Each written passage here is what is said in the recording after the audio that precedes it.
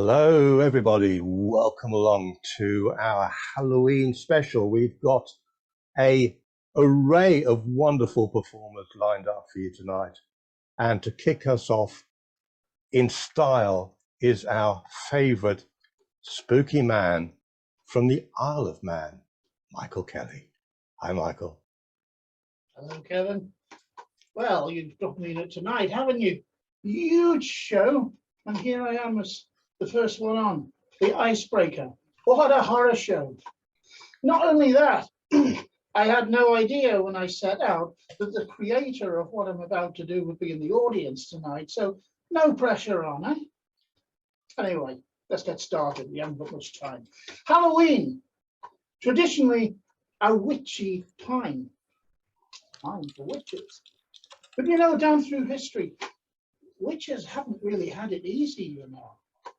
A whole history of persecutions in Europe, in Scotland, then in England under Matthew Hopkins, the Witchfinder General, and it even went overseas to the colonies with the Puritan settlers there. And we'll all be familiar with the stories of the Salem witch trials, won't we? Accusations, counter-accusations, people put on trial, the gallows waiting for them, and some didn't even make it that far because they died in the appalling conditions while they were waiting for a verdict. Can I have a volunteer, please, Stuart? Of course. Yeah, Bruce, I can see your hand. Hey, Bruce. You're a fair-minded man. And that's exactly what we need tonight. Okay. Because we're going to revisit that dreadful period of the Salem witch trials. And here I have a list of names of people who were involved in those accusations. So many people, so many accusations back and forth. And yet the thing is, there was a prophecy at that time, as so many were going to the gallows, that the Lord and Master of the witches would send a kind of prophesied, how would you describe them? Some individual who would deliver them from their persecutors. A person who would be given to whisk them away. So they became known as the Given One, or just the Given for short. Now, out of all these people, this woman here, Bridget Bishop, she was the person who was most accused in the witch trials at Salem. Of all the accusations, more fingers were pointed at her than anybody else. Was she a witch? I don't know, but there were people who said that she might even have been the Given. So let's see, Bruce, we're going to have a look at some of these people who were charged. Now, I don't know how much you know about the Salem trials and who was found guilty, who wasn't. But if you know anything like that, this is the chance to put it all aside and just use your own judgment. What do you feel? I'll start things off for you, because Mary Barker, she was found innocent. So we'll start a pile there. Whereas Andrew Carrier, he was found to be guilty. So we will pop him there. So this is the pile of those who were innocent. They were on the side of the angels. This is the pile of those who were found guilty, the devil's own. So let's get started. Let's have a look at two people here. We have Daniel Andrew and we have John Alden. Daniel or John, which of those do you most feel would be innocent of the Daniel. charge? Daniel. So we'll put Daniel on the innocent pile. Two ladies this time, and one of these may be guilty. Sarah Bassett or Mary Black? Which one do you think carries the burden of guilt, Bruce? Mary Black. Mary? Okay, Mary will go on the guilty pile. Choose another innocent between Sarah Cole or William Barker Jr. Sarah. Sarah is innocent. And somebody guilty between Rachel Clinton or Hannah Bromwich. Rachel or Hannah? Rachel guilty. Okay. Well, let's make it a little bit harder now. You're not choosing one or the other, but you're choosing both. Two names, Elizabeth Carey and Edward Bishop Jr. Elizabeth and Edward, one's guilty, one's innocent. Who's innocent? Elizabeth or Edward? Elizabeth. Elizabeth is innocent. Edward is guilty. And same again, Sarah Buckley or George Burroughs. This time, who's guilty? George or Sarah? Oh, George. George is guilty. So Sarah, we will put on the innocent pile. So you've found 5 people innocent, Bruce. Sarah Buckley, Elizabeth Carey, Sarah Cole, Daniel Andrew, and Mary Barker. What was it about Sarah Cole that made you find her not guilty? Is it just a gut feeling or something specific? Sarah's a very nice name, a sweet person and innocence. It is a wonderful name. Well, you decided that these 5 people were all on the side of the angels. I did. A, N, G, E, and L. Angel. Well done, Bruce. Yeah, Remarkably done. I think I know what's coming. Well, these people here, you know, you decided that these were all the devil's own. George Right. Burroughs, Edward Bishop Jr., Rachel Clinton, Mary Black, Andrew Carrier. Let's take Edward Bishop Jr. Right. Is there anything about him that just screams out his guilt? Junior. Junior. Yeah. Well, these were the devil's own. D, E, V, I, and L. Fantastically done, Bruce. But there's an elephant in the room. Oops. Have you spotted what it is? The one on the left. We have this little pile over here. Yeah. Hiding behind Bridget Bishop, we have Hannah Bromwich. We have William Barker Jr. We have Sarah Bassett. And we have John Alden. What about John? If you were to judge him now, I mean, he's just escaped the process. He hasn't even really gone to trial. Would you find him guilty or innocent? Find him guilty. You'd find him guilty. Yeah. Interesting.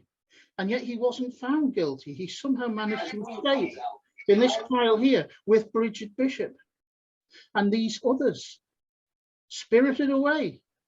So maybe there was something to the stories after all, and maybe Bridget Bishop was the given. G, I, V,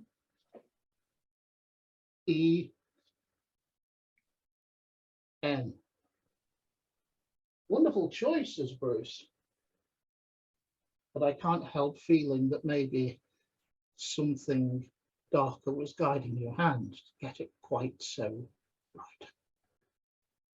Thank you, Bruce. And thank you, Kevin. Back to you. Wonderful. Thank you, Michael. Oh dear, that was spooky and terrific and excellent and wonderful all in the same go. Right, before we move on to our next performer, because she resides in the land of silks and flowers, I thought I would bring a silk out, and this is sort of a Halloweeny one. And I thought we'd just see what we could do with this. There we go. And let's have a look. Oh.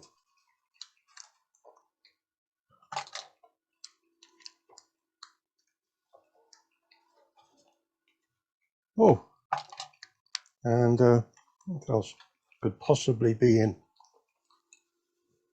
Oh, there's a and a couple of little skulls. So let's hand you over to our expert with silks, Robina. Hi there, Robin.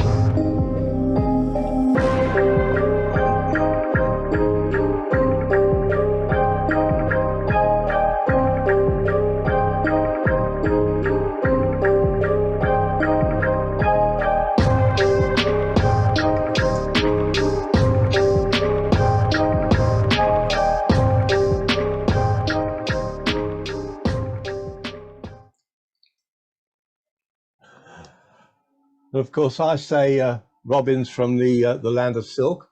And of course, it's Halloween, and Robin was nowhere near any silks tonight. So proves me, gets me in the 14 on the eye there. Thank you, Robin, very much for that. Lovely, lovely little actor. Anyway, let's move on. Where are we? Video time. Over to Canada, and a gentleman who couldn't be with us, but he sent us something spooky to enjoy. Dr. Michael Likey.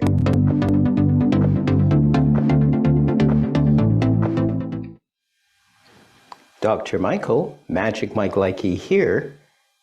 And what we're going to try to do, especially for this time of the year, is theorize, is to talk about things macabre, perhaps to talk about the theory of poltergeists, ghosts, spirits. Do they really exist? Are they merely a figment of our imagination? Movies such as The Exorcist, Poltergeist 1 and 2, the Amityville Horror, they all speak of real terrors that perhaps were based on fact, or was it all fiction? There is a theory that states that if a house is possessed, for example, are a number of ghosts, spirits, poltergeists that inhabit a particular home, house, edifice, how do they affect the people and the surroundings? Do they continue to exist long after the people have passed on or moved? And what of the structure itself? Once the structure does not exist anymore, do these ghosts or spirits or poltergeists continue to inhabit the land itself and environs? Or do they simply move on to another realm? We're going to test some of these theories right now, right here. What we have here is a small structure comprised of the timbers, the wood, that once made up a haunted house. At least a professed haunted house, one that the people who were once alive claimed they heard strange noises, strange what we call manifestations. And as a doctor of metaphysics, I'm going to attempt to test these theories to see if anything physical manifests out of the non-physical. So let's start with something simple. If something does exist in our surroundings, we're going to take this ball and just move it a ways. We're going to cover the structure somewhat. We do not need this skull. It serves no earthly purpose. And now I'm going to call upon any ghost spirits, poltergeists, if they are truly around, if they exist right here and right now within this physical realm, to manifest yourself in the form of the ball, having moved from the other side of the cabinet to back on top of the glass. Let's have a look-see. It is so. The ball has returned to the glass. But that is not merely or nearly enough for me. Let's have a look at this candle, for often the non-physical is able to become physical, to show a sign, if you will. And it is so.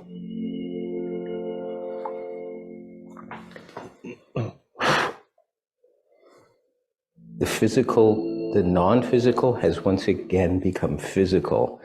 Let's try something else. Let's try a standard bell, which is so often a part of these tests that a metaphysician might employ. An ordinary bell. We're going to attach it to its housing right here and right now. And we're going to see if the spirit, ghost, poltergeist, can indeed give us a message. Please, if you are around, if you wish to share this earthly realm in a physical, positive way, please make yourself known.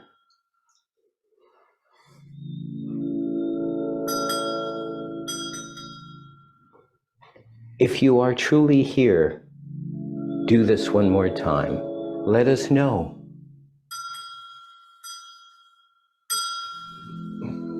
And so, we have the third manifestation. We're going to try one other thing. If this truly is the poltergeist, the manifestation that I believe is right here, right now, in this physical realm, I want you to enjoy, as you enjoyed in this lifetime, during your physical existence, a fine smoke.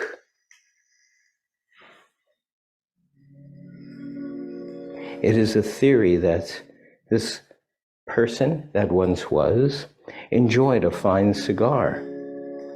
And now he is attempting to show us in no uncertain terms that he still is, even in this afterlife, this non-physical existence, trying to contact us in a physical way by enjoying, once again, what he enjoyed in this lifetime, and that was a fine cigar.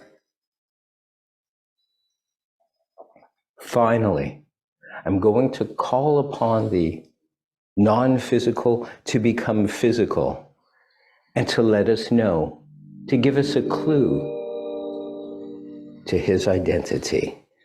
We're going to use, as is often used, a slate. We're going to use, if you will, another slate. We're going to use a piece of chalk. Let us see if our friendly ghost, spirit, manifestation will let itself be known by name. We'll shut the curtain and we will imagine the chalk scrawling a name. It could be the first name, it could be the last name, across the slate, to further give proof and perhaps even identify itself. Let's see if this has happened. We remove the chalk. We remove a slate. And lo and behold, there now appears a name upon the slate. The true identity of our mysterious but friendly poltergeist.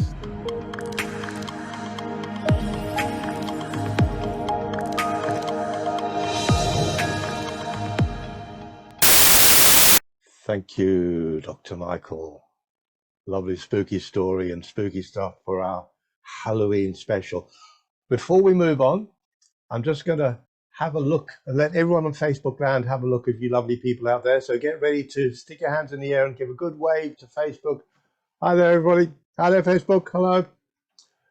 And we'll just move over to the other lot as well, so you can have a look at them too. Yeah, go on, those who weren't on the first screen. A lovely wave. Thank you very much. Show your appreciation to our watchers on Facebook tonight. Okay, so from Canada back over the ocean and up sort of northish to Derbyshire and Roystone. Come in, Doc. Right, me up. Hi everybody. Well, because it's the Halloween show, I thought tonight that I'm not going to do anything that's, well, just hope some magical stuff's going to happen, but I'm going to tell you more of a story. And tonight I want to tell you a story about a vampire. I don't know if you know what it is. It's pretty obvious. It's a pirate believed to be a vampire. Now, our story, I used to just call him the captain. This is a photo. It's not a very good photo. It's a very old photo, so it's a bit warm. But most people used to call him the captain. But those behind his back used to call him Dark Dane. Dark Dane. Two reasons really. One, because he only came out after dark, out of his cabin, and he only raided other ships at night, hence another reason they thought he was a vampire, and the fact that he drank blood every morning. And also, he was believed to be Danish. So we would refer to him as Dark Dane. Now, it's said that Dark Dane acquired many treasures, but he didn't share much with the crew. And one day, the crew, they got fed up of this, so they decided to be rid of him. So what they did, they were going to issue him with the famous Black Dot. But they actually decided who was going to do it. So they took a pack of cards, they shuffled the cards, and this is what we'll do. We'll turn the cards over. The first person to get the ace of diamonds will the person that gives them the dot and does the dirty deed. So they took the cards, very old looking cards, plain back cards. They drew the first one. It's a Jack of Diamonds. It wasn't him to do it. The second, the 5 of diamonds. The 5 of clubs. And they finally turned over the next card. And it was a guy called Vince. He was the cabin boy. Vince, the cabin boy, was chosen to issue Black Dot. So I'll just leave that there. So he went to the captain, and in the captain's hand, instead of placing a meal, he placed a Black Dot. Now it's said a strange thing happened, maybe because it's his mystical vampire powers. But as soon as he gave him the dot, it went up in a ball of flames and he disappeared. Just before he disappeared, Vince reached out, grabbed hold of him and ripped off a case that he always kept round his neck with his pirate symbol on.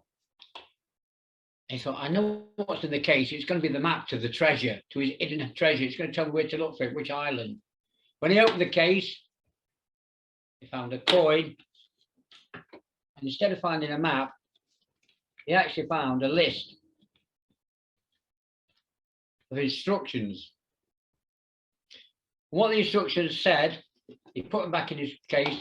I'll take them with me. It told him to go to an island just off the coast of Cornwall in England. And on this island, he said, look for Dead Man's Cave. So he said to the rest of the crew, no, I didn't find anything. I didn't find any treasure. A month later, he left the ship. He sailed to Dead Man's Cave. And it said, above Dead Man's Cave, look for the dull hanging tree. So he searched and he found a tree with a doll hanging in it. And in the doll's eye, he found the next set of instructions. He says, from the doll's hanging tree, there you must travel to Watch Rock, northeast. So he headed across the island northeast and he found a rock. He found a rock, and on the rock, he found a great big sundial. Hanging from the sundial, he found a watch and yet more instructions. The instructions said, what you must do now, you must find the hollow tree with the pipe sticking up next to it. So northwest. So he went northwest and he found the pipe, a little treasure trove. And in the pipe, congratulations. Now you must head through Misty Wood into Pirate's Cabin. So he walked towards the woods, called Misty Wood because it was always misty. He found the Pirate's Cabin. He said, on the table, you will find the first of my treasures. And he found this box. He opened the box and he said, this is one of many thousand gold coins. Now you must look for the crack in the wall, and there you will find the map that will take you to the hiding place of my treasure, and also the key to the chest. And he did. He found it. He looked in the wall and he found the map and he saw it. But before he could grab it, the map, just like the black dot, was gone, leaving just behind the key. Now, Vince was very troubled by this. He was so angry, he threw the pirate's box with the instructions back into the sea. Just as it hit the water, an hand came out and caught it, a very skeleton type hand caught it and took it under the water. Vince returned back to the mainland saddened and dismayed. He hadn't found the treasure. No one now knows where the treasure is. He picked up his pack of cards. He says, answering for this card, someone else would have wasted their time. Then he heard a voice. It said, no, it was the captain's voice, Dark Dan. And it says, you were the chosen one. You were chosen never to find my treasure and to die. And out of all the cards, I give you the black dot. He fell down dead. Now it's said that somewhere at the bottom of the sea, there's a skeleton hand holding a box. And it said that if you can get the box open, inside the box, you will find no longer written instructions, the treasure map that will take you to Dark Dante's treasure. Happy searching. That's the story of the vampire. Thank you. Excellent story. Thank you, Roy. Really enjoyed that. One of your best. One of your best. Right. Okay. So over to the USA and to a gentleman who will introduce himself and tell you where he is. Because I'm never sure if he's in Florida or in his other location. So over to Lee Germain. Hello, Lee. Good evening, good evening, good evening, everybody. Yes, I am not in Florida. I am not in Pennsylvania. I'm actually in Transylvania. No, I wish. I'm going to do something here tonight. I need somebody to help me. All I need is their voice. You don't have to bring them on screen. I was looking at the gallery earlier, and I saw a young lady by the name of Beth. Beth, if you could unmute yourself and let me know you can hear me and you're willing to give me a hand. I can hear you. Okay, very good. Thank you, Beth. How are you this evening? I'm good. How are you? Good, very good. Thank you, thank you. And where, if I may ask, where are you located? I'm located in Lubbock, Texas. Oh, wow. Okay, good for you. Good for you. I have a friend in Lubbock many years ago, but that's neither here nor there. Right now, we're going to talk about something, Beth, that of interest to a lot of people, and that is voodoo. Now, Okay. there are estimated 4,200 different religions in the world. In the Caribbean, voodoo is a very popular religion based on voodoo. Voodoo is a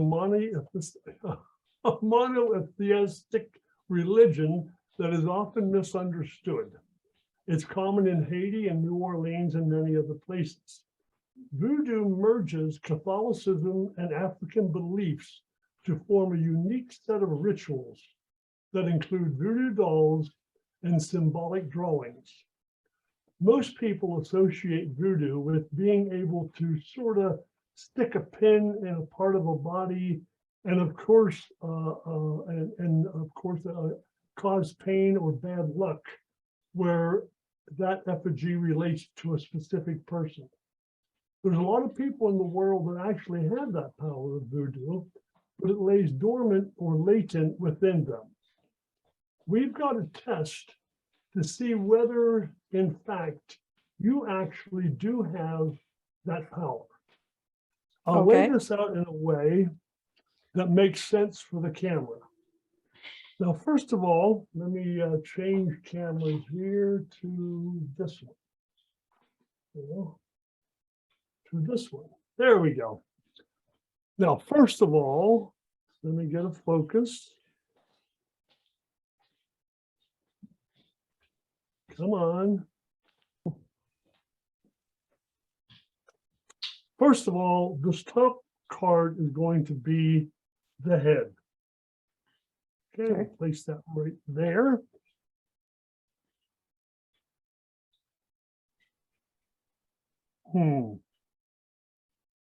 The next card will be the torso. And then, of course, we're going to have an arm and a leg and another leg and another arm. Now, what I'd like you to do, Beth, is let me see if I can't get this. Oh, there it goes. That's, Focus. There we go. There we go. Excellent. Now you can possibly see that person's body. yes. What I'd like you to do, Beth, if you would, is just name any one of the limbs or even the torso in this body. This is the head, the right arm, the left arm, the right leg, and the left leg. Which one of those would you like to choose? The left leg. The left leg, that's this one here. We're going to mark that with this little marker right there, just like that. Okay. And now let me see. So we didn't use this. We didn't use this. We didn't use this, this, or this. This is the one that we've actually used. Now, if you'll notice, on the backs of these cards or on the faces of these cards are written some things. For instance, those two say pain. They say pain. And of course, that says pain, which leaves you with this one that you chose, which actually says safe. And in saying safe, what that means is you do not have that special voodoo power. Thank you very much for helping, Beth. That's okay. Thank you. Thank you. We're going to do, oh, you're welcome, but you're going to help me with one more thing here. Okay. And now this is not a card trick. As soon as I find, oh, here we are. But it does employ the suits of cards. And as you can see, this is the one I want. There we go. As you can see, there are the four suits: hearts, clubs, spades, and diamonds. Now, we only need two of these.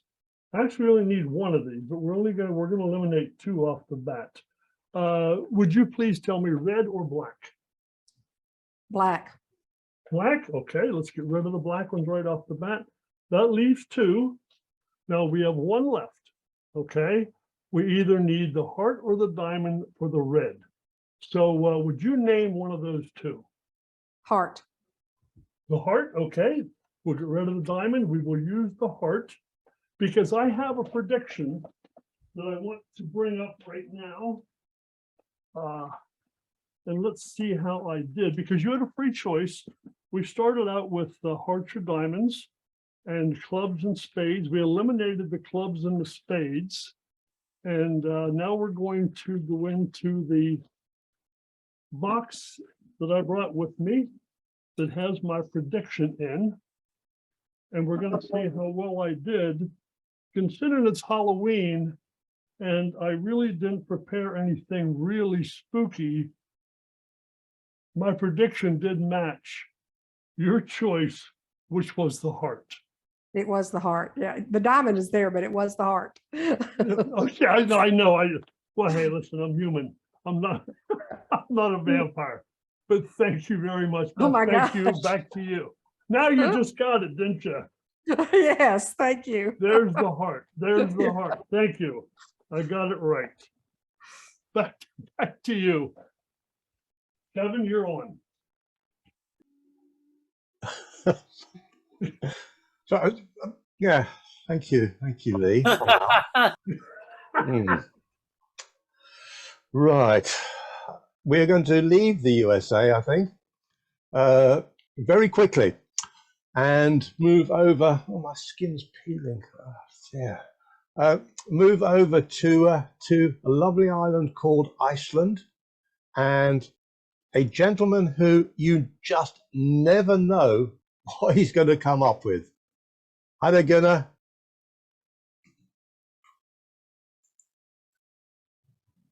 Greetings to everybody immortal here in the room. Can you hear me, Kevin?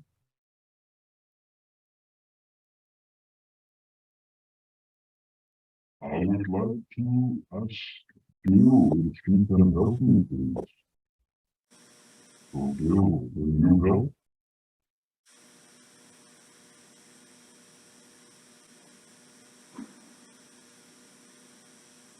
Jill is trying to unmute, I think. Any sound you hear I'm from here. me? Do you hear me, Kevin? And I can indeed, Gunnar. Or if it is Gunnar. Okay, Count hello, Dracula. Jill. You can help me? I will help you if I can hear what you're I saying. would like you to have a look. I have here cards in my hand. This is the box. And this is very special. It is called Ghost. Those are ghost Oh, cards. ghost. Oh, And I am going to flick through the cards here. And I want you to put your hand up. Put your hand up when you want me to stop. Stop here. Okay. I look away and you see the card. oh, good card. Very good. Now I am going to put the box here away and I just put it in the corner here.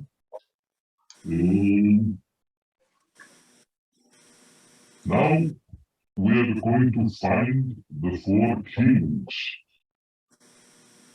The kings are, here is 1 kings, here is 1 kings, here is 1 kings, and here is the last kings. Very good. So again, I put all, you see the kings are very good, they do not look very nice. They are not like they are supposed to be. But anyway, we put them into the deck. So again, one by one, you tell me, I put my thumb down here, and 4 times you tell me to stop. Are you ready? Yes. Okay, we put Stop. 1 king here, Stop. we put 1 king here, Stop. we put 1 king here, Stop. and the last kings will go here. So now we have them 4 kings in different places in the deck. I'm going to put them down. Very, very good. Now, what I am going to do, I am going to give the cards a cut. A few times cuts the cards. And now, we give them some shuffles.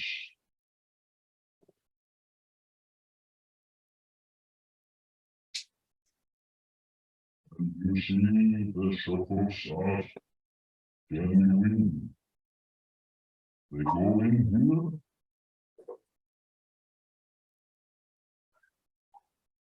Now, after the shuffles and the cuts, it is your task to find the kings. And again, you tell me 4 times to stop here. I go through the cards. Sorry. Stop here. We put 1 here. Now. Here. Stop here. And again. Now. Stop here. And for the last time. Now. Stop here. Very good. So we have 4 cards now that you have found. And now I take the cards in the other hand, one by one. What is 1? There is 2 cards. There is 3 cards. And the last cards. And I take 4 cards. This is 1, 2, 3, and 4. Fair enough. Very good. So we have a look at the cards that you picked. First card, 1 kings. Ooh, Now they look nice. Now they look like they are supposed to look. The second kings, very, very good. And the third kings, yes, exactly like it should be. And the fourth kings, handsome devils. absolutely perfect. So we have the 4 kings here, the way they are supposed to look. But remember, you picked 1 card before. You remember your card? I do. I am not bothering finding your card because I already found it. What was your card you picked? The 3 of spades. 3 of spades. You look at the box that I showed you before. You see something particular on the box. Wow. This is the 3 of spades box. Wow. So I already have it ready for you. Thank you. For being my victim, for being my volunteer. Thank you so much. Thank you. And goodbye for now. I go back to my coffin. Thank you, Kevin. Thank you, Jill. Wonderful. You never know what he's going to come up with. You were expecting Gunnar and we got Count Dracula. So what more can you say? Fabulous. Thank you ever so much. So from the mystic island of Iceland via Transylvania, all the way back to the USA and down to Texas. Again, second visit to Texas. And it's an elusive place for an elusive man, Leon Cowan.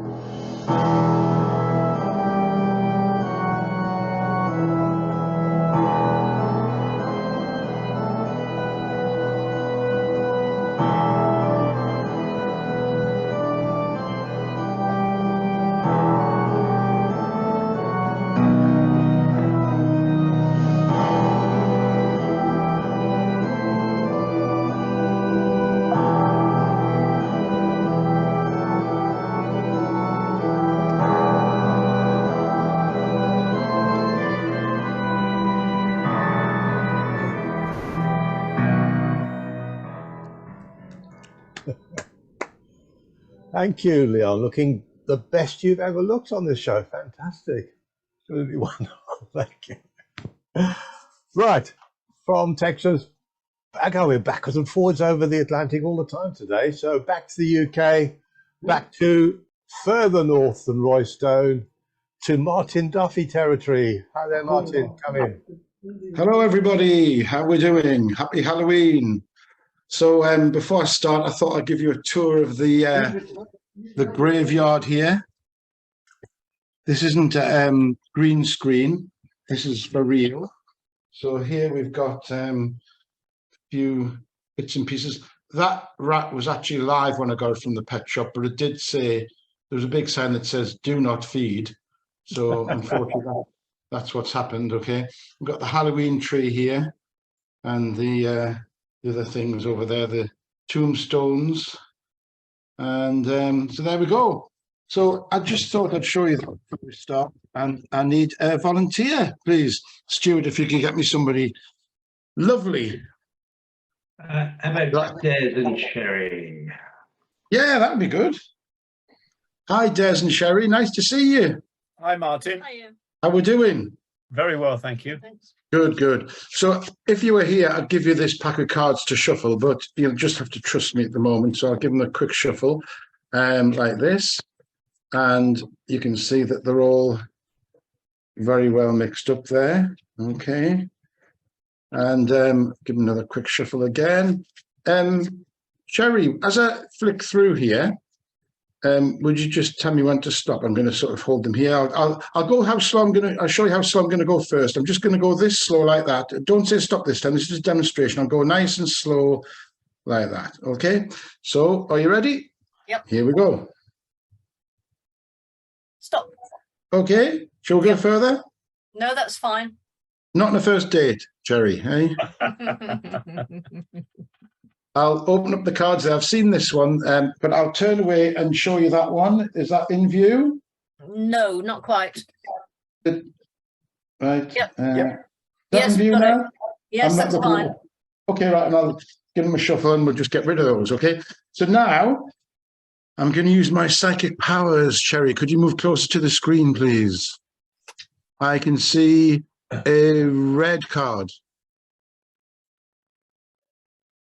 Changing to black. It's gone dark. It's a black card. Yes. And I can see a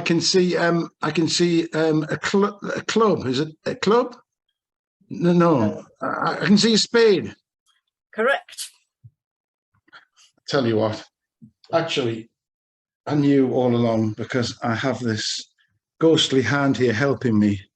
And as I turn it round, you see, is the ace of spades. And now I will hand you over to Kevin to show you a little video that I recorded a few months back that I thought would be suitable for this evening. Hand you over to Kevin.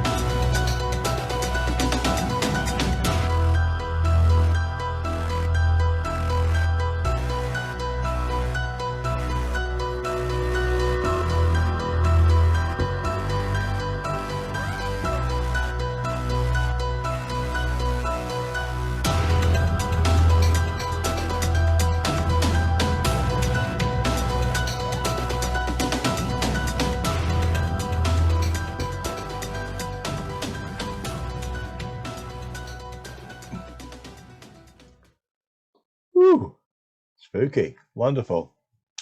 Thank you, Martin. Where'd it go? Where'd it go? Yeah. Right. Okay. And we're off back over the Atlantic and back to Texas again. This time we are meeting up with one of our magicians who is profoundly deaf. And he sent us a video. And I'm not sure what to make of this, but here we go.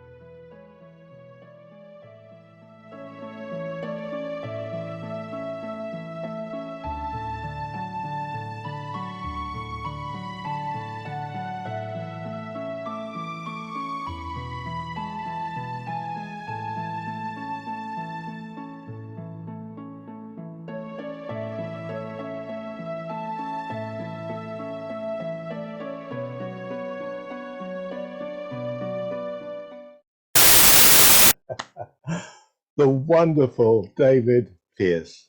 Thank you, David. That was fantastic.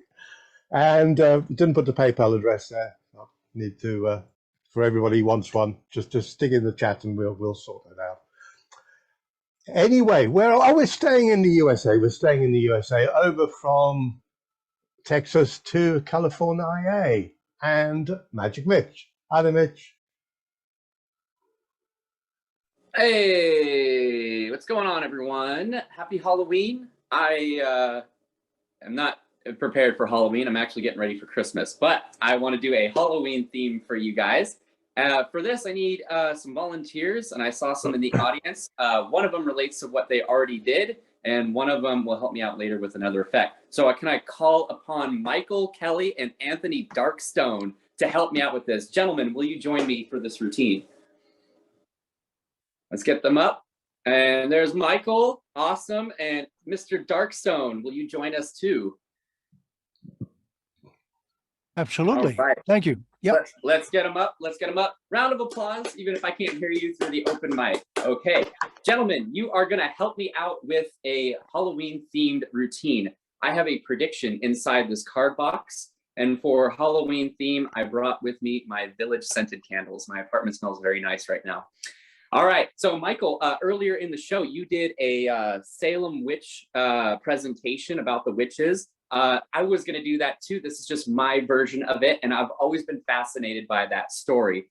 Anthony, you are gonna help me out with one of my childhood favorite stories, so I'll get to you in a second. But Michael, first of all, we've already talked about the witches. There's so many that come to mind, so many that kind of stand out. But the queens that represent the witches, out of any of the queens, the Queen of Clubs, the Queen of Hearts, the Queen of Spades, or the Queen of Diamonds, which one do you want to use?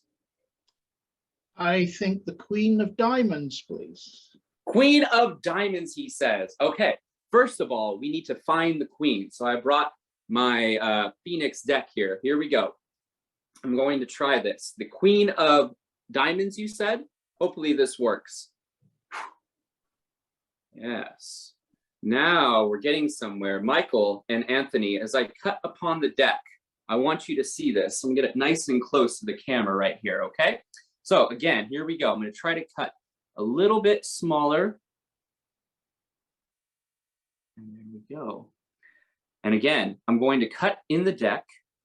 Hopefully this works. You can actually see the deck start to shrink. Look at this, look at this.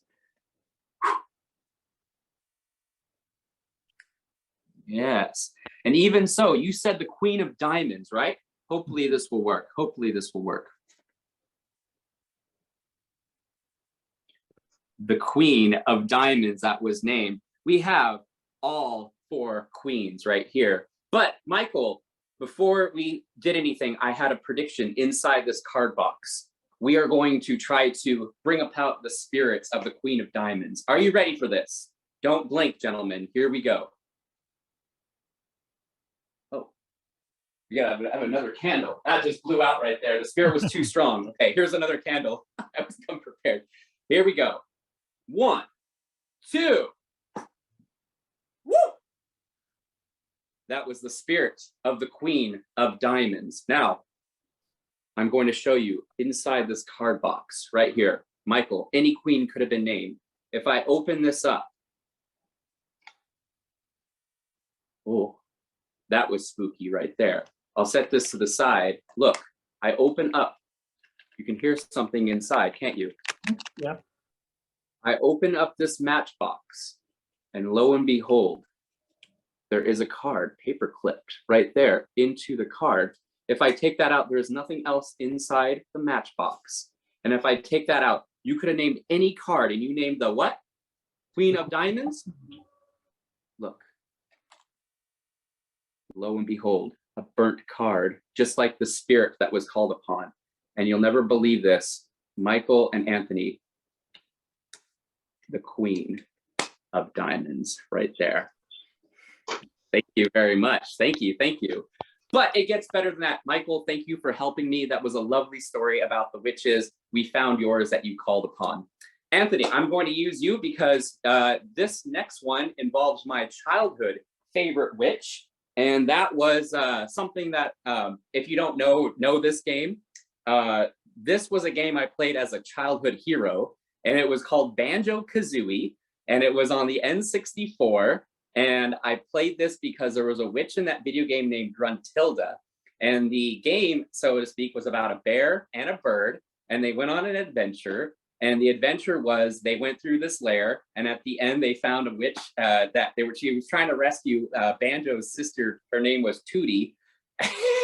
So they were trying to rescue Tootie from the witch because Gruntilda wanted to use Tootie to become youthful and be forever young. So to represent that, I brought my friends, Mr. Banjo, Mr. Kazooie, and then this card is going to represent Gruntilda. Okay, let me turn the camera down a little bit so you can see that. Okay, so this is my childhood favorite memory of that game. Okay, so what I'm going to ask you to do is just observe right here. For example, one of the powers in the video game was that you never knew when Gruntilda what she was going to do. I'll put her right in the middle because she was kind of like the main part of that story. And you can see that she's actually sandwiched in between those two cards.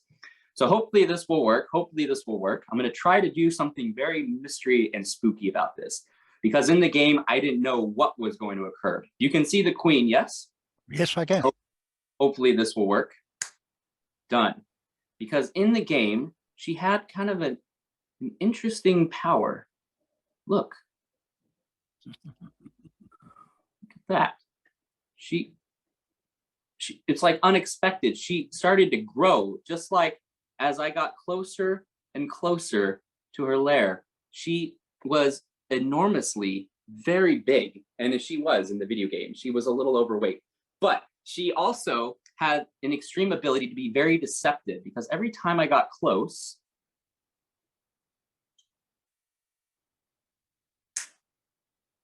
she actually surprised me. And you know what's also very interesting about this game is that even though you didn't expect it, you can see the queen, you can see the nines. I never saw this coming. Wow. And that's the story of Gruntilda and Banjo-Kazooie. Thank you very much, Anthony, for helping me. I appreciate that. Thank you. My pleasure. Thank you. And in the spirit of Halloween, thank you very much. This is the final piece that I'll do. This is my debut Halloween trick that I want to do just for the open mic. Because just like, you know, on Halloween, we dress up, right? We dress up and we become many things. I didn't dress up this year. But we take average everyday people. Okay, these are going to be represented of our coins, $4.50. And we're going to try something because on Halloween, that's the spirit time. We can be anything we want to be just for one day. For example, some people, when they celebrate Halloween, they come and they go, just like that. Incredible. Some other people, though, during Halloween, 1, 2, and 3 can change. For example, in England, in the UK, we can also celebrate Halloween as well. Here, I'll move this out of the way so you can see that. It's actually a British coin right there, an English £1. Is this a £1 or is this a British, just a British coin right there? I don't know, It's someone a from penny. the UK. It's a penny. Oh, penny. I'm sorry. Someone help me, please. I'm not from the UK, so thank you for helping me. We still have 2 more coins to go. Some people, pence, not pounds. So thank you for the correction. If I'm wrong, please tell me. Some people from the UK, okay, so here's that from that $50, can go all over the world. For example, you can be anything you want to be on Halloween. Watch. Some people choose to be something in a foreign outfit. Well, that's kind of cool. Look at that. Some people actually, I don't know what they become, but they actually try this. So you can actually see the $50. And if I wave over it, they're actually a little bit odd, like a button. I know, speechless, right? Absolutely incredible. But wait, there was 4 coins, right? No,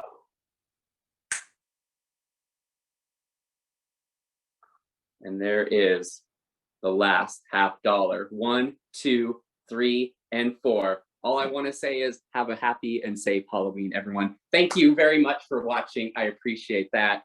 And back to you, Kevin. Hey, thanks, Mitch. Thanks for some lovely routines there. Absolutely lovely. Thank you. Yes, witchcraft, Amelia. It truly is. Right, we've got a couple more acts to go, and moving on back to the UK and to a brand newbie on the Open Mic Magic show. Please welcome Keval Shah. Keval Shah, sorry. Hey, Kevin. Yes, fine. Kevin's fine. Thank you, Kevin. So look, I didn't prepare so much for Halloween theme, but as it's open mic, I thought, why not show some of the things that I've been working on from a young age.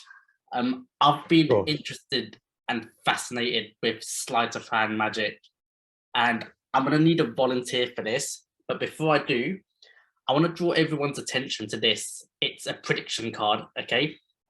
So it's folded up and it's got a clip on it. Now I'm going to leave it in view the whole time. Okay, I'm going to leave it right there and I won't touch it. I won't even unclip it. I'll just leave it as it is. As any magician would have, I've got playing cards. You should be able to see they're all different. Kevin, as you're the host of this, I'd like you to be my volunteer. If you can just unmute for a second. Yep. So I'm going to go through the cards. Can you just select one of the cards, any one you want? You can probably see them. Just choose one and say it out loud. Okay, 7 of clubs. 7 of clubs, okay. So let's just get the 7 of clubs. Okay, here we go. 7 of clubs. Now, just so you know, I don't have a duplicate 7 of clubs, or I'm not going to cheat. We're going to make this as unique as possible, okay? If you were here in person, I'd get you to sign it. But since it's virtual, you're going to say any single random word you want from the Oxford Dictionary.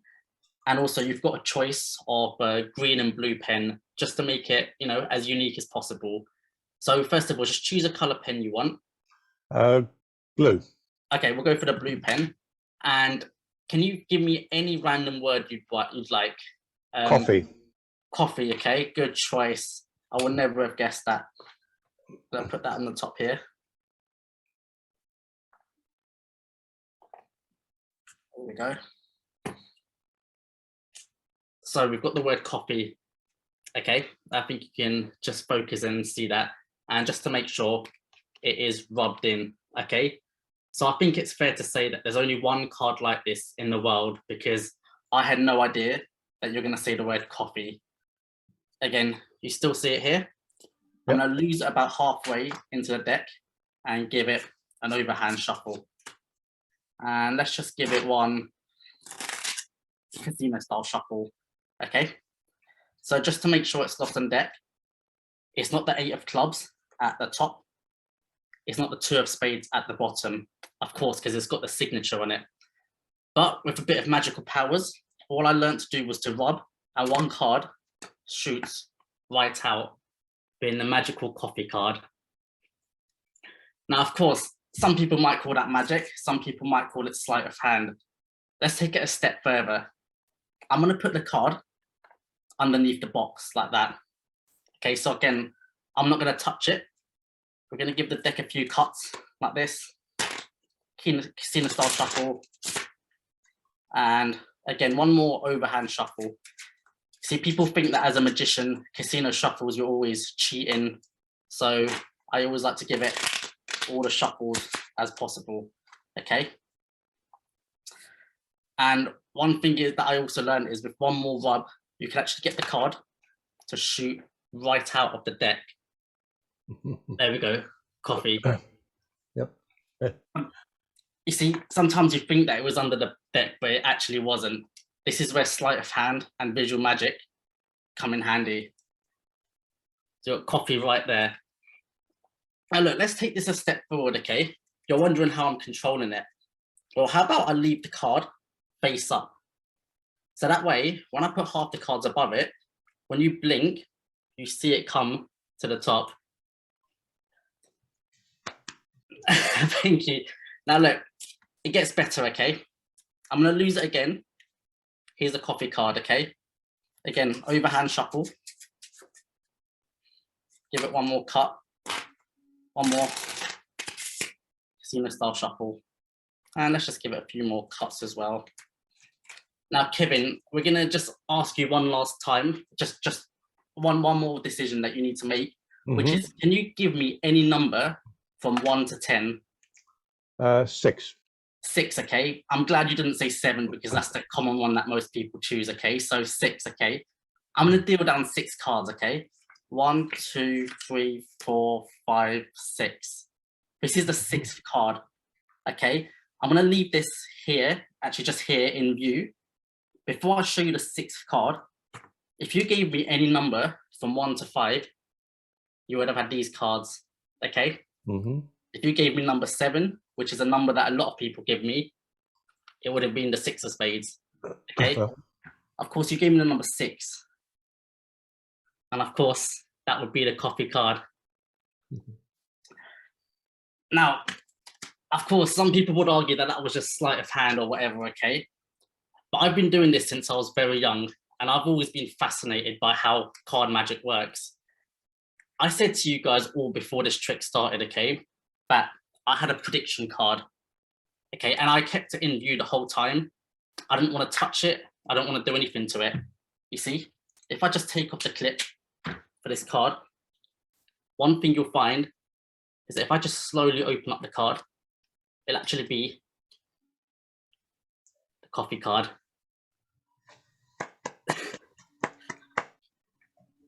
Guys, thanks a lot. Cheers. Lovely, Keval. Thank you ever so much, and hope you're going to come back and join us again.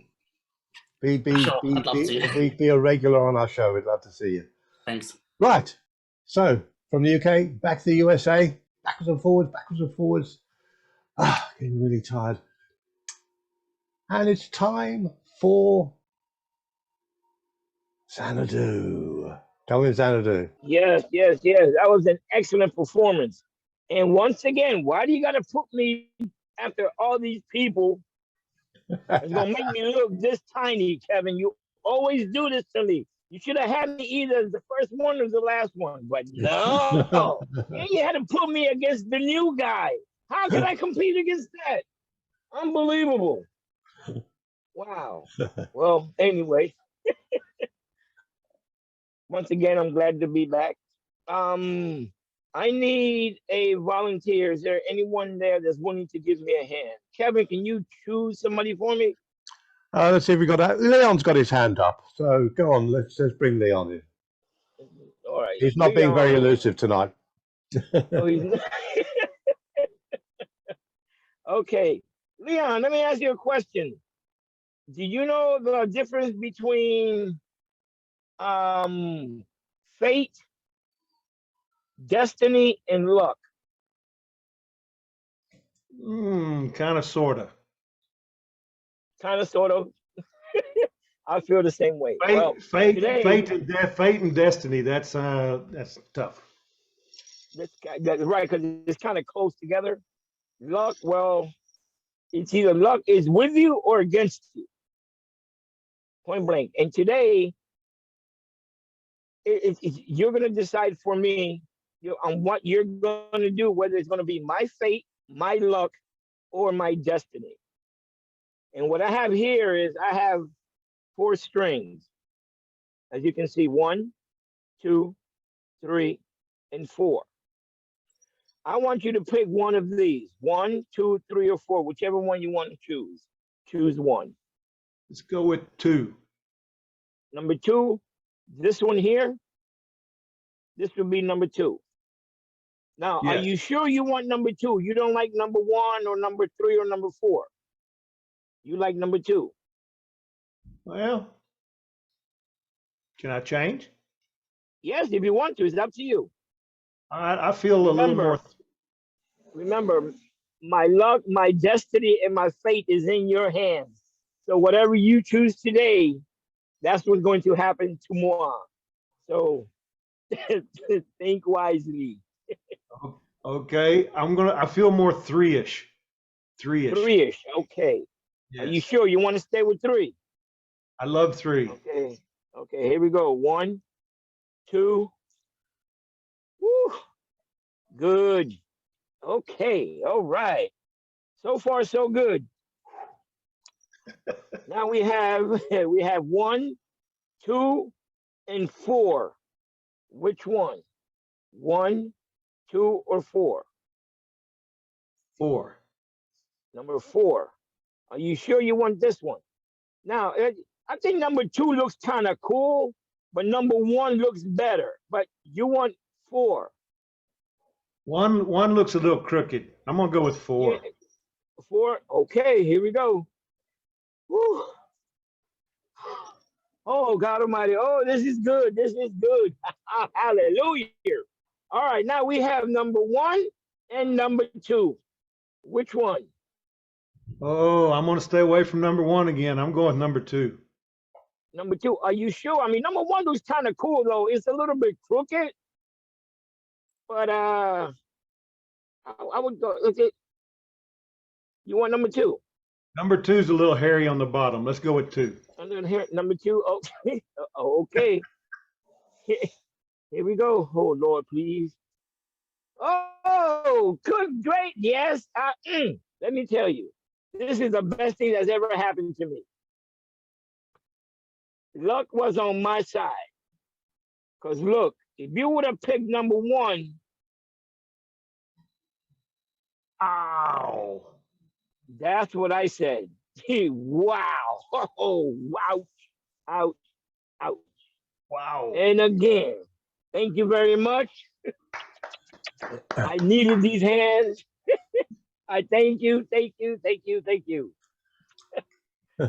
All right. Thank you. Thank you, Xanadu. So from one side of the water to a little bit over the other side of the sort of a rivery thing that you got going there in New York, to Astoria, and to our very own favorite mind reader from New York City, Tommy Burnett. Come in, Tommy.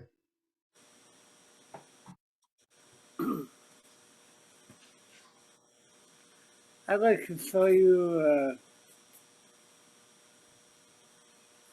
something using some tarot cards, and you can see them over here. There's the I'm sorry, I need my real glasses here. So you can see there's the devil, death, the chariot, then we have the fool, the magician, and judgment, and down at the bottom we have the lovers, temperance, and the tower. And if I could get Alan, we don't, I don't need to see him. This is me to hear your voice. Okay, I'm here, Tommy. And I'm asking you because I know you can follow directions. Okay, and so I don't want us to do this up because it's the last piece of the night. So I'm confident that you will be able to follow what's going on. Now, I have here an envelope, and in the envelope is a letter, and this letter is written by somebody who considers themselves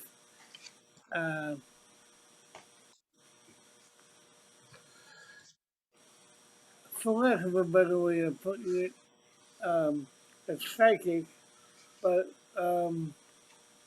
they wrote me a letter and asked me to ask somebody in particular who was very good at following directions. And I'm going to read it to you as we go along. But what's going to happen is you're going to try and beat this guy by picking a tarot card in your mind and imagine touching that tarot card, and in a few seconds, you will be directed to move from one card to another.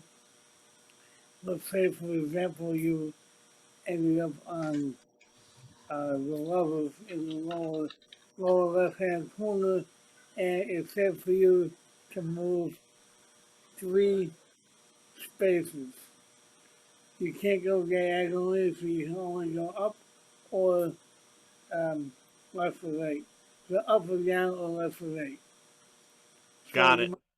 You might go 1 to the 4, 1 to the magician.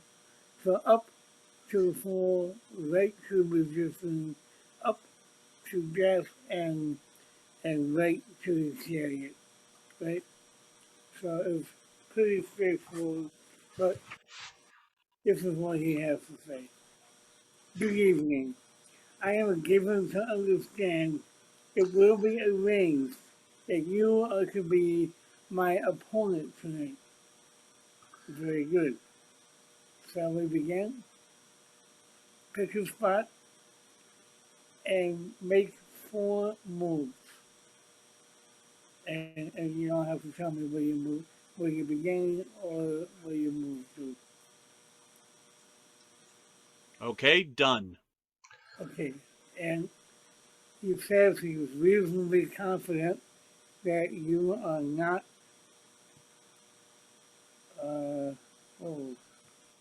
are not on the devil. Is that correct? That is correct. I was not on the devil. Perfect. Since you aren't relying on him to win anyway, now take 8 jumps or 8 moves. All right.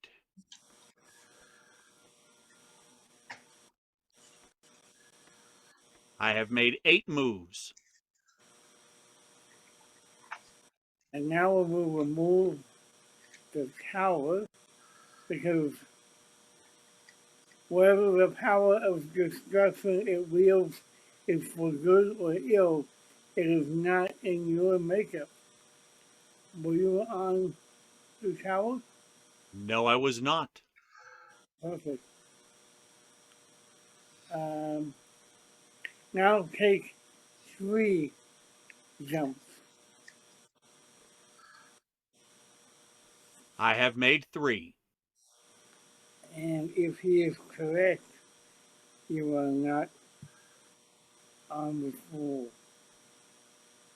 I was not.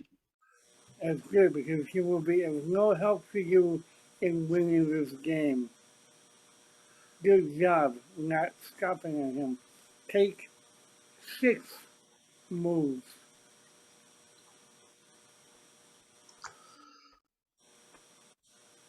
All right, I've made 6 moves.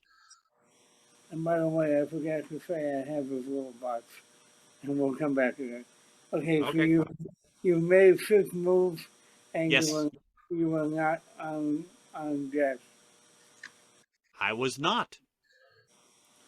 And that's good, because you have a long time before getting a visit from him. I'm hoping. Now, take 1 jump. 1. All right, I've done 1. Just 1, and you are not on the levels. That is correct. And so for the next few months, keep your life as uncomplicated as possible. I don't know what that means. Now move 5 times. All right, I have moved 5 times. And you are not on temperance. Correct. Which is good, because you won't need her this week. Now take 7 moves. All right, I have made 7 moves. And you are not on the magician. I was not. And that's, he says that's because he works for me, not for you. That's depressing. I know, right? Now take three jumps again. I have made 3. And you were not on judgment, which means you were on the chariot, correct? I am on the chariot. And according to him, you saw good judgment stopping on the chariot and augurs travel plans in a short while. But for now, in the present, I win. Yep. And inside the box is a small piece of paper with a really large in there. And if I unroll this, you can see The chariot. chariot.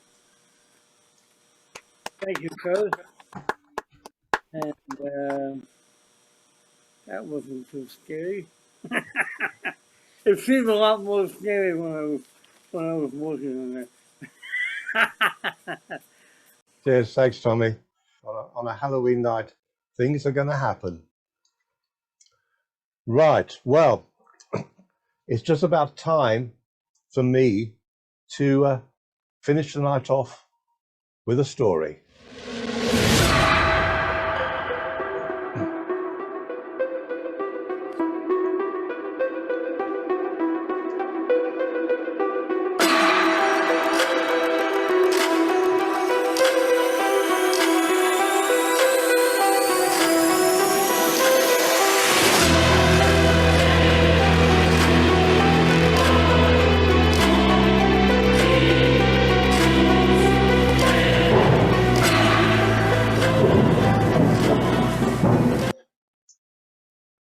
That little video was the house at Barron Hill, one of the most haunted properties in the British Isles.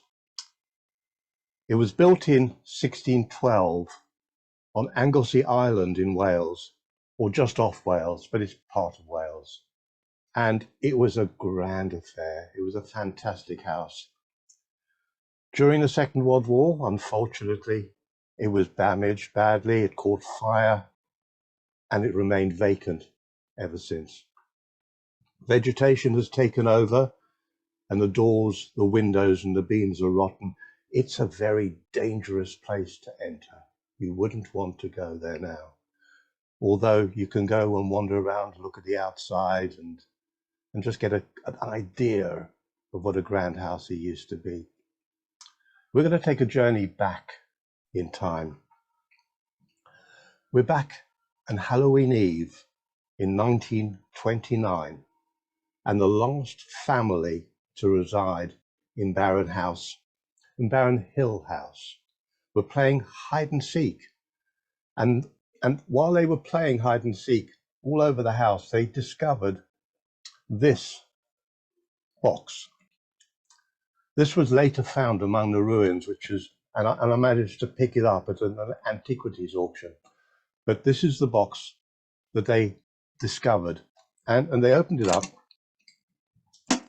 and inside they found a load of items. There was a glass, an old salt shaker, a box of matches,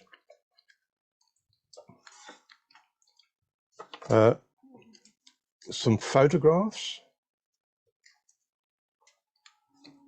and an old document. And they figured out that it was a seance box, and this is what had occurred. A seance had occurred. And they decided, instead of playing their hide and seek, that they would try and go for doing a seance themselves. So they turned off the lights, and I'm just going to dim the lights here a little bit to get some sort of atmosphere. They drew the curtains, they found a candle, and using the matches,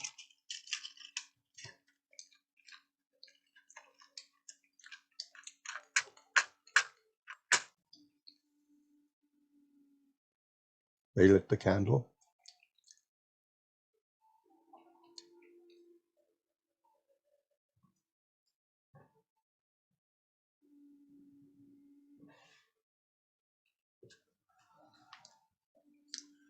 And they put the candle on top of the old document. And then they tried to work out how this seance would go. So they took the salt shaker and they sprinkled salt in a big circle right round the table to ward off the evil spirits.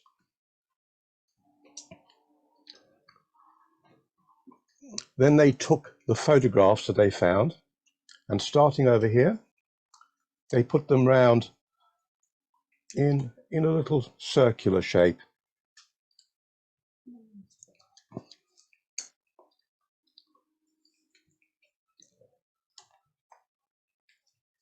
See if we can get them all there.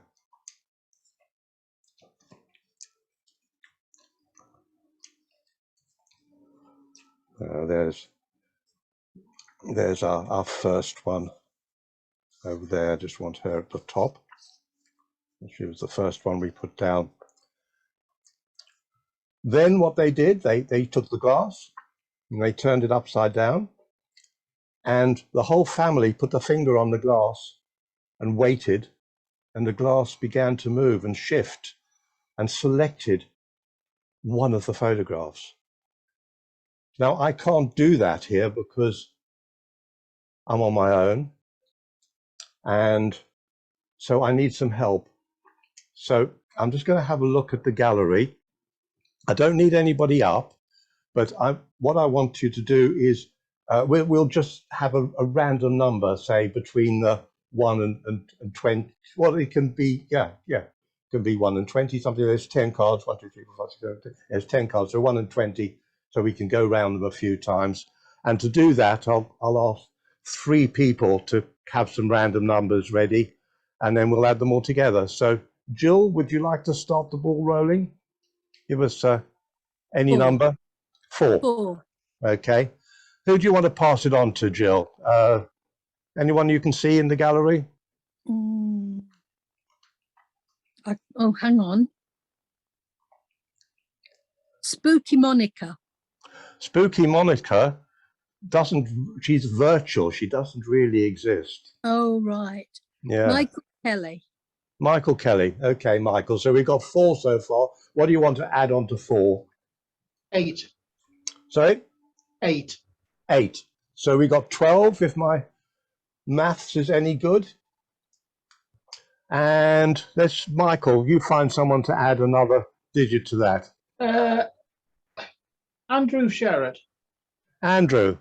Oh, he's hiding there somewhere. I didn't see Andrew. I'm here. I'm here. Yeah. 4. 4. 4. So that's, what have we got to? We got 8 and we got to 12, did we? Yeah. 16 altogether. 16. 16. We've got to 16. Yep. So there's the lady I put down first. We're now just going to go round and get to 16. No. 1, 2, 3, 4, 5, 6, 7, 8, 9, 10, 11, 12, 13, 14, 15, 16. Now, what they discovered when they opened the box and looked at the photographs, on the back of the photographs, they all had names on the back. And so, for example, if we take the one in position 17, it was Edwina Glenn. And who's this one here? This was Isabel Collinson. And let's just grab another one at random. Here we go. Rosalind Hunt. So all these were photographs of people that we assume probably lived in the house. But when they spun the glass, it ended up on this one here. And it was Emily Rose Falconer.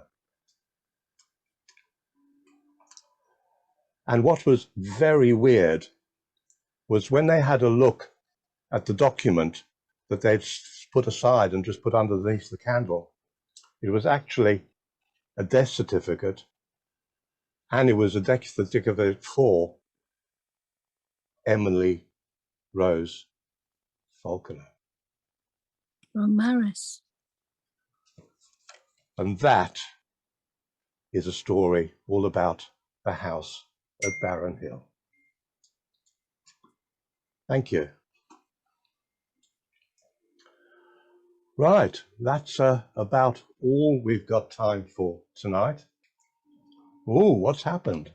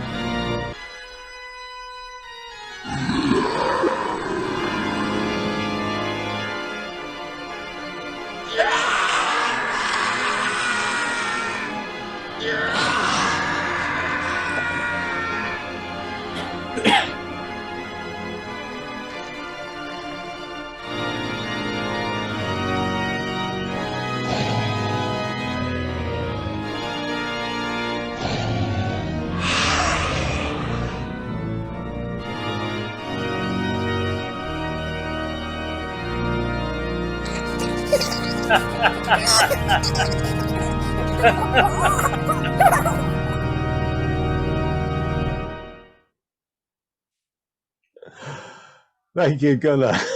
We were not expecting that. Say a big thank you to our wonderful guests, Michael Kelly, Robina, Dr. Michael Likey, Roy Stone, Lee Germain, Gunnar, Illusive Leon, Martin Duffy, David Pearce, Magic Mitch, Keval Shah, Xanadu, Tommy, who we will edit in from his performance last night, and myself ending up. Thank you ever so much, all our wonderful performers. Thank you to all of you out there in Facebook land. We'll say goodnight to you now and stop Facebook just like that.